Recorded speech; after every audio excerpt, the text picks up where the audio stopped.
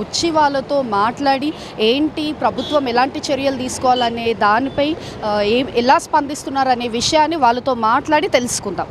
చెప్పండి మేడం, ఈ రోజుకి 7 days అవుతుంది మీరు స్ట్రైక్ చేసి. ఎవరైనా వచ్చి మీతోని ఒక రెస్పాన్సిబిలిటీ తీసుకొని మాట్లాడడం జరిగిందా? ఇప్పటివరకు అయితే మేము 7 days నుంచి ఉద్యమం స్టార్ట్ చేసాం మేడం. మేమంతా శాంతియుతంగానే చేస్తున్నాము. ఎవరికి వ్యతిరేకంగా మేము ఏం చేయట్లేదు. మా న్యాయమైన డిమాండ్లను మేము అడుగుతున్నాము. ఇప్పటివరకు అయితే మాకు ఎటువంటి యాజమాన్యం నుంచి ఎటువంటి స్పందన అయితే రాలేదు.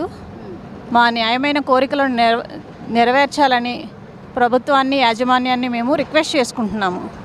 ఎలాంటి కోరికలు ఉన్నాయి అంటే మాకు ఇది కావాలి అన్నట్టు అని కొన్ని ఉంటాయి కదా, ఎలాంటివి ప్రభుత్వం మీకు స్పందించాలనుకుంటున్నారు? మేమేమి కోరకూడని కోరికలు అయితే ఏం కోరట్లేదు మేడం. ఏదైతే మేము ఇంతకుముందు మేము 2017లో మమ్మల్ని ఆర్టిజన్స్గా కన్వర్ట్ చేశారు.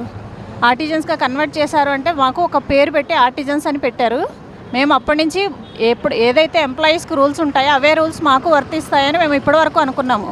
కానీ వాళ్ళకేమో సపరేట్ రూల్స్, మాకేమో సపరేట్ రూల్స్. కానీ వర్క్ విషయంలో మాత్రం ఎలాంటి భేదం లేదు.